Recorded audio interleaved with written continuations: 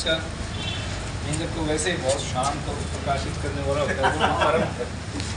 उसकी कृपा आप लोगों में, है? महर्षियों का आशीर्वाद रहता है।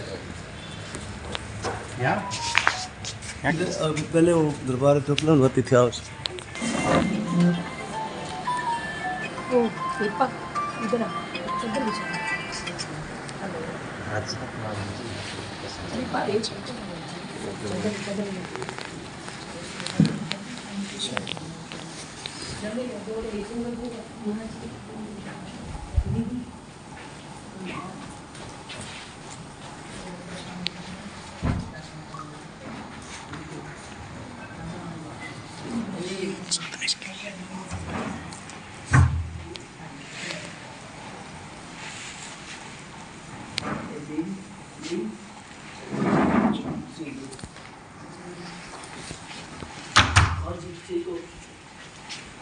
ईश्वर कृपा है, महात्माओं का आशीर्वाद। ईश्वर की कृपा ही काम करती है। वहाँ बैठेंगे यहीं बैठ जाएंगे। हाँ भाई जी, आइए शास्त्री जी।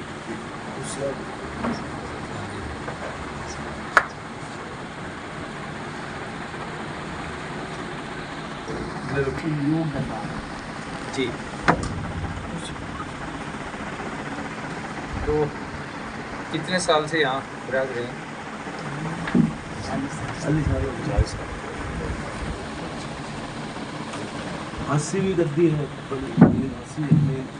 अच्छा अच्छा।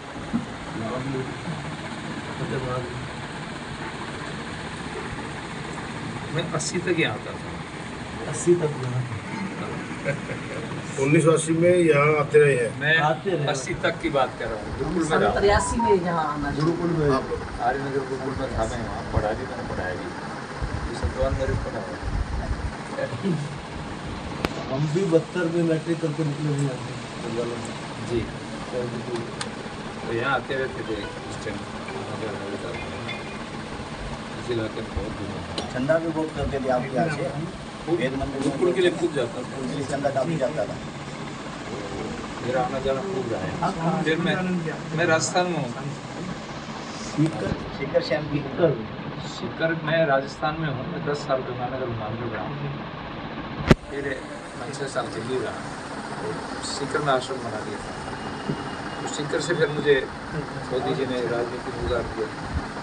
तो तीसरी बार वहाँ से चुनाव लड़ा। 2 बार सांसद पहले रह चुका हूँ, तीसरी बार लड़ा।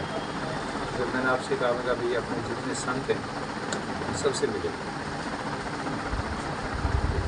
आर्यनगर गुरुकुल के अध्यक्ष। आर्यनगर गुरुकुल के अध्यक्ष। मुझे फिर हिसार कहा कि आप हिसार रहिए, बढ़िया हमारी पुरानी कर्मभूमि है। पुरानी कर्मभूमि है तो जाना ही था। मैं संस्कृति मंत्रालय की जो स्टैंडिंग कमेटी है उसका सदस्य हूँ। तो संस्कृति मंत्रालय ने ये तय किया है हमारी जितने प्राचीन संस्था हैं पुरानी मंदिरदार नहीं कर पाया तो सरकार कराए। अब इसको बड़ी आपत्ति की लोगों साहब, सरकार का काम मंदिर बनाना थोड़ा ही है। तो सरकार का काम क्या है भाई? राज आश्रय तो बड़ी चीज होती है, बिना राज के क्या होगा? वो जानते ही कि प्रश्नोत्तरी है। तो उसमें पूछा कि सुख से मूलम किम? तो कहा कि सुख से मूलम धर्म धनम। तो सुख चाहते हो तो धन कमाओ। तो फिर पूछा कि धन से मूलम किम? कि धन से मूलम राज्य। राज व्यवस्था ठीक होगी तो लोगों का धन ठहरेगा, नहीं तो धन कैसे रुकेगा? तो इकोनॉमी को ठीक करने के लिए राज व्यवस्था जरूरी है, अच्छी राज व्यवस्था। उसके आगे भी क्वेश्चन किया गया, पूछा भाई राज्य से मूलम किम? कि राज्य से मूलम इंद्रिय जय। संयमी लोग राजा होंगे तब राज ठीक चलेगा। लंपट दुराचारी लोगों के हाथ में राज हाथ में रहेगा तो राज ठीक नहीं चल पाएगा। और इसलिए मोदी जैसा साधक व्यक्ति, अभी राम मंदिर का जब निर्माण की बात आई, ये मूर्ति की प्राण प्रतिष्ठा के उनसे कहा गया कि साहब आपको यजमान बनाना चाहते हैं कि मैं बन जाऊँगा, लेकिन नियम है 11 दिन ज़मीन पर सोना पड़ेगा, उपवास रखना पड़ेगा, मैंने किया था। सब कुछ किया। और ये तक नहीं किया, उन्होंने और आगे हट करके किया। 11 दिन 1 घंटा रोज सत्संग सुनने जाते थे। जहाँ जहाँ भगवान राम का निवास रहा, जब 14 साल के वनवास में, तो उन धामों के अंदर मोदी जी 10 जगह पर गए। वहाँ जाना, हाँ, हर 1 घंटा हर कथा धाम में सुनना, गए तो हम देखते थे उसमें कथा सुनना और वहीं फलाहार लेना। हाँ, 10 दिन लगातार। एक टाइम फलाहार लेना। और जमीन पर कंबल बिछा के सोए, एक चटाई, उसके ऊपर कंबल।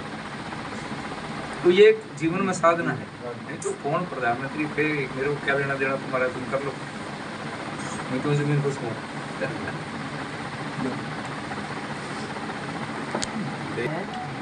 ऐसा वो तो उन्होंने अभी अपने इंटरव्यू में कहा ना, न्यूज़ 18 ने एक इंटरव्यू लिया था, टीवी पे खूब प्रसारित हुआ अभी, वो आपको गूगल पे मिल जाएगा।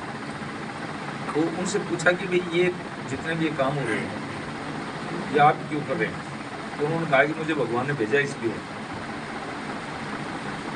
ईश्वर ने मुझे भेजा है, मेरे हाथ से ये काम करवाने थे।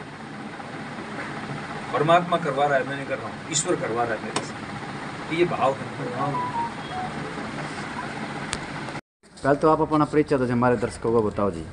स्वामी सुमेधानंद सरस्वती, सीकर से 2 बार सांसद रहा हूँ और इस बार भी प्रत्याशी रहा हूँ। आज बरवाला आने का मौका मिला और बरवाला में आकर के यहाँ इस पावन कुटिया में शांत सरोवर में आकर के पूज्य कमलानंद जी महाराज के दर्शन करने का मौका मिला। और यहाँ का जो एनवायरनमेंट है, वातावरण है, उसको देख करके मैं विशेष रूप से प्रभावित हुआ कि एक शांत वातावरण पूज्य महाराज श्री खासतौर से योग के संदर्भ में लोगों का मार्गदर्शन करते हैं। और योग के बारे में भगवान श्री कृष्ण ने कहा है, योगो भवति दुःखा। अगर कोई व्यक्ति अपने दुखों का निवारण चाहता है तो उसको योग करना चाहिए। तो ऐसे पवित्र संत के दर्शन करने का मौका मिला और हमारे बहुत सारे साथी पूज्य दर्शन गिरि जी महाराज और हमारी पार्टी के भी पदाधिकारी मेरे साथ में आ रहे। मैं परमात्मा से यही कामना करूंगा कि इस प्रकार के संतों का आशीर्वाद लोगों को मिलता रहे, देश के नागरिकों को मिलता रहे, ताकि देश अध्यात्म की ओर बढ़े। यही मेरा निवेदन है। इसी दृष्टिकोण से मैं यहाँ पर आया हूँ। आप लोगों को क्या संदेश देना चाहोगे? संदेश लोगों को यही है कि देश सशक्त हो, देश ताकतवर हो, देश की सांस्कृतिक धरोहर सुरक्षित हो। इसलिए इस प्रकार के व्यक्तित्व का, क्योंकि भी चुनावी माहौल है, इस प्रकार के महात्माओं रूपी जो लोग हैं, जो देश को आगे बढ़ाना चाहते हैं, देश की संस्कृति की रक्षा करना चाहते हैं, उनका समर्थन करो और उनको देश की सत्ता सौंपो। यही मेरा निवेदन है।